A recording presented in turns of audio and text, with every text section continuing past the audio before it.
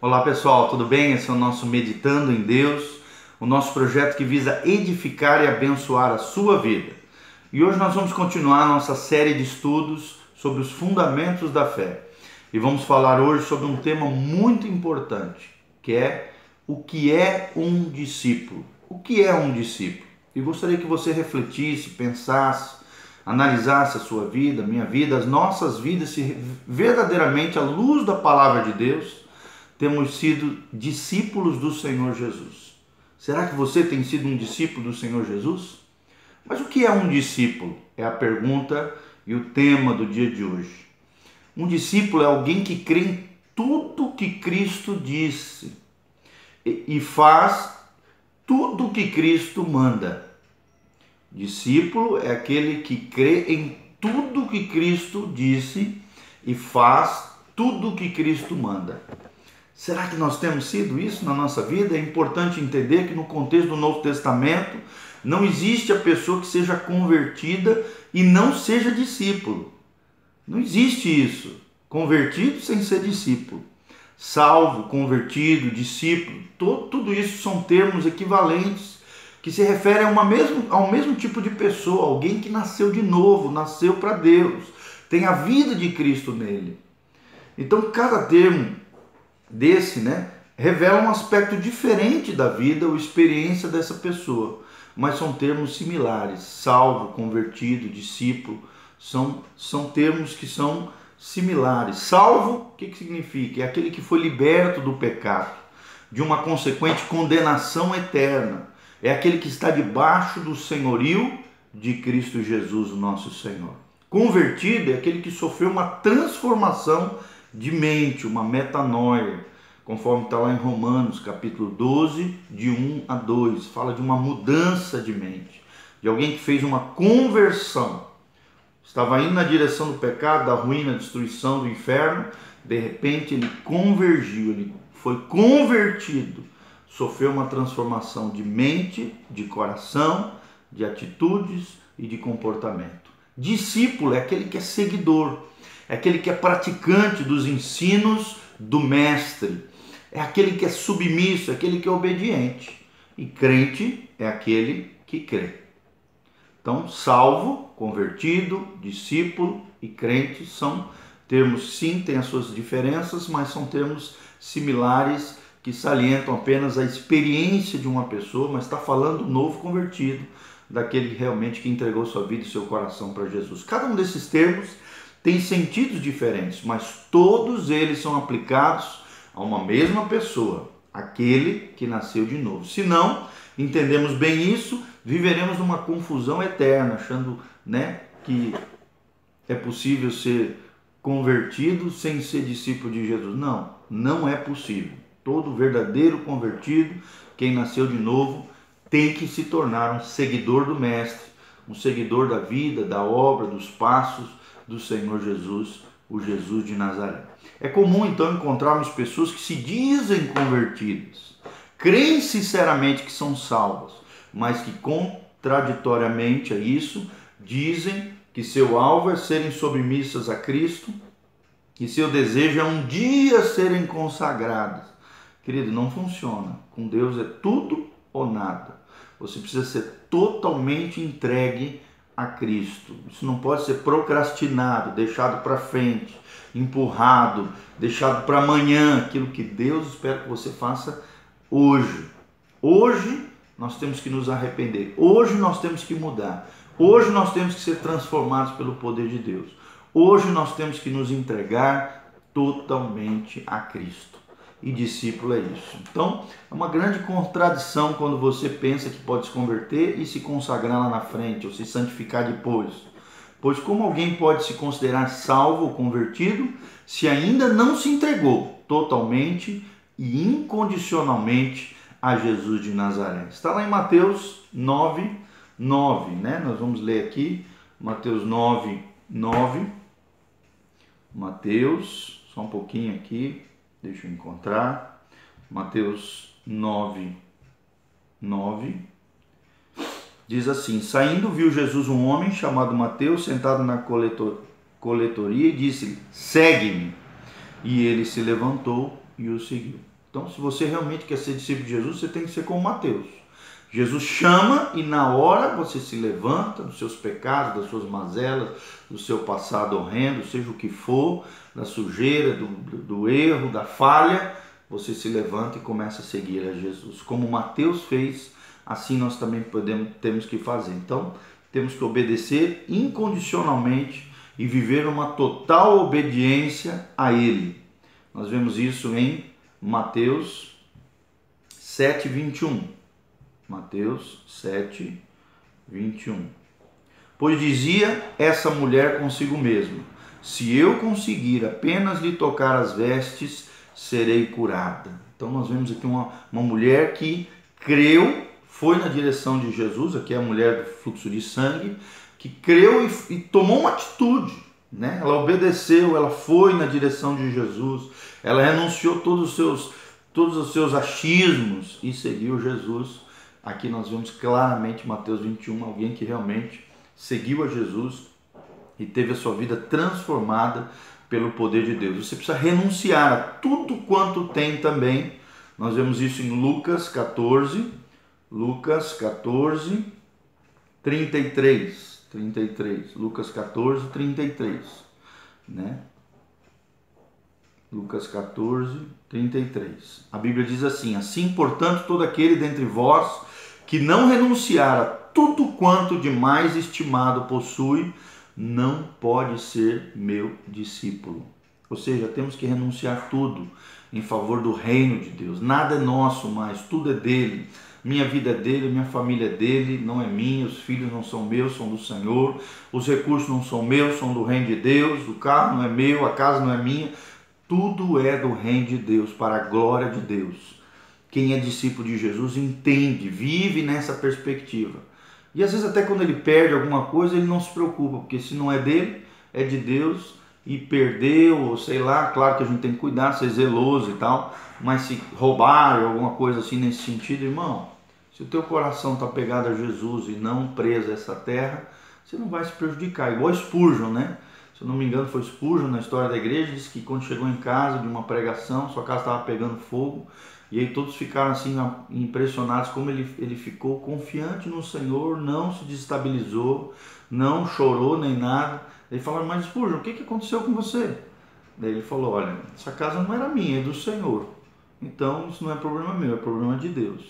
Se Deus permitiu que isso acontecesse, Deus vai providenciar outra casa para mim. Então é nessa perspectiva que nós precisamos viver, renunciando tudo a quanto temos ao Senhor Jesus, porque Ele é o Senhor e Salvador da nossa vida. E renunciarmos até a nossa própria vida. Nós vemos aqui em Lucas 14, 26. Se alguém deseja seguir, né, e ama a seu pai, sua mãe, sua esposa, seus filhos, a seus irmãos e irmãs, e até mesmo a sua própria vida, mais do que a mim, não pode ser meu discípulo. Lucas 14, 26. Então, Jesus tem que ser o nosso amor maior, o nosso primeiro amor, tem que ser a nossa maior herança, nosso maior recurso, nosso maior tesouro. Temos que renunciar ao nosso eu, nosso ego, a nossa vida, se verdadeiramente queremos ser discípulos do Senhor Jesus. Então sabemos também isso, tá? E afirmamos com toda a convicção, né? Que hoje, infelizmente, no interior das igrejas nós vemos muitos espíritos falsos, falsas profecias, né? Como também no tempo de Israel existia, nos tempos de Jeremias. Infelizmente muita gente tem se rebelado contra o Senhor, muita gente tem se levantado contra Jesus, né? Muitas pessoas têm vivido uma vida de auto-engano, são crentes nominais, falam de boca para fora, mas o coração estão longe do Senhor.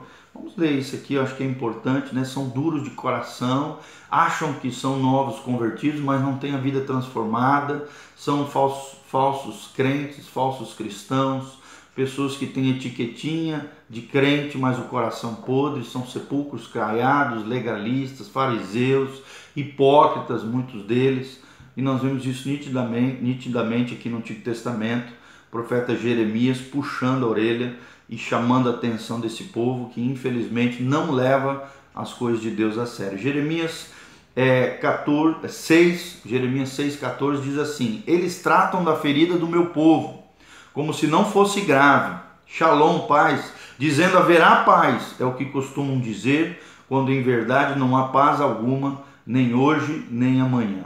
Né? Infelizmente, eles deveriam envergonhar-se da atitude abominável que demonstram todos os dias, mas sequer ficam vermelhos com aquilo, envergonhados.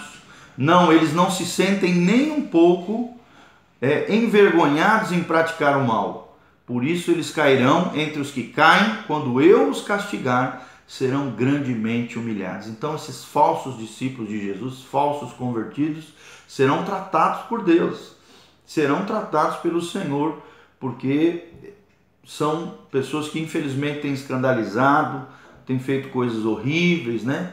Por evangelho, envergonhado o nome de Jesus, e Deus sabe aqueles que são seus.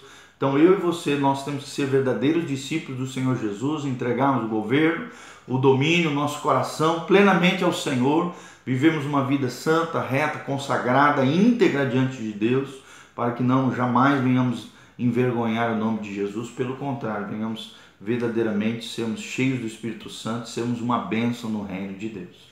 Jeremias 23, de 16 a 17, a Bíblia diz assim: assim afirma o Senhor dos Exércitos: não deis ouvidos às palavras dos profetas que vos pregam, enchendo-vos de ilusões.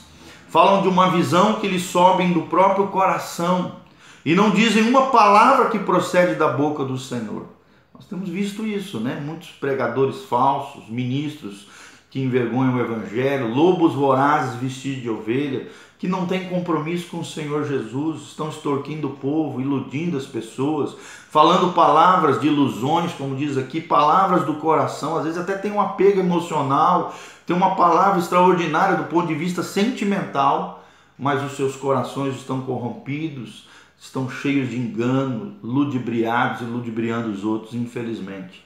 Versículo 17 diz assim: garantem constantemente aos que desprezam a palavra do Senhor, não vos preocupeis, é certo que tereis paz, dizendo eles, né?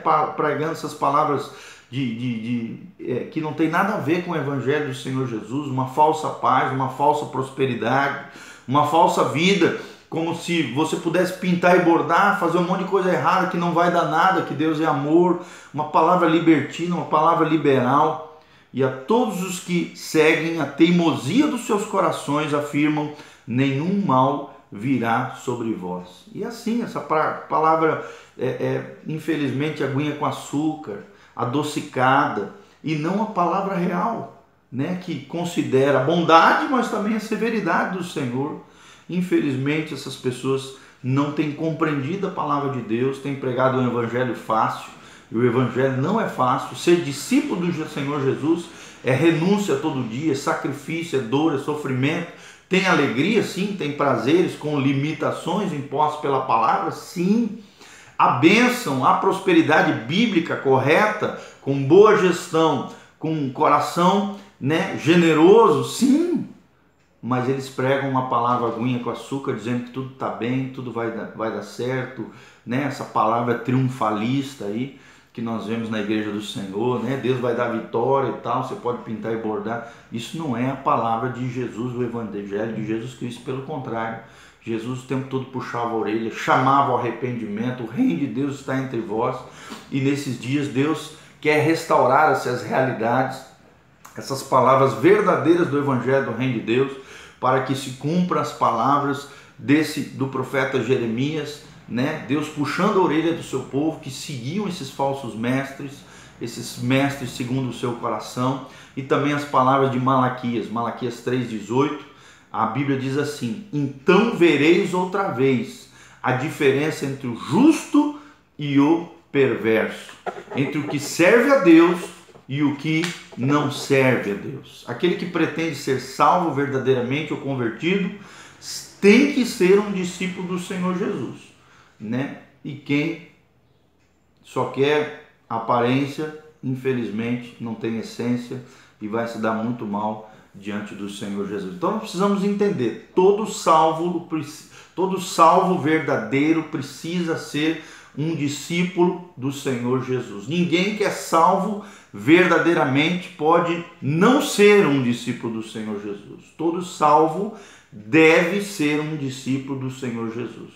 Então, se verdadeiramente eu e você estamos no reino de Deus, né? Não importa que termos nós estamos usando, salvo, crente, convertido, nascido de novo, entenda que discípulo do Senhor Jesus é um dos termos mais abrangentes do reino de Deus, expressa com exatidão a realidade da vida de alguém que realmente pertence ao reino de Deus, alguém que conhece Jesus, alguém que tem intimidade com o Senhor Jesus, alguém que quer ser parecido com Jesus, alguém que quer viver a sua vida e obra, quer exalar o bom perfume de Jesus, manifestar a glória de Jesus, manifestar a graça, o amor, a obediência de Jesus, né? A humildade de Jesus, a mansidão de Jesus, a capacidade inteligível, né? Racional, espiritual, sensibilidade, misericórdia, essas características extraordinárias de Jesus.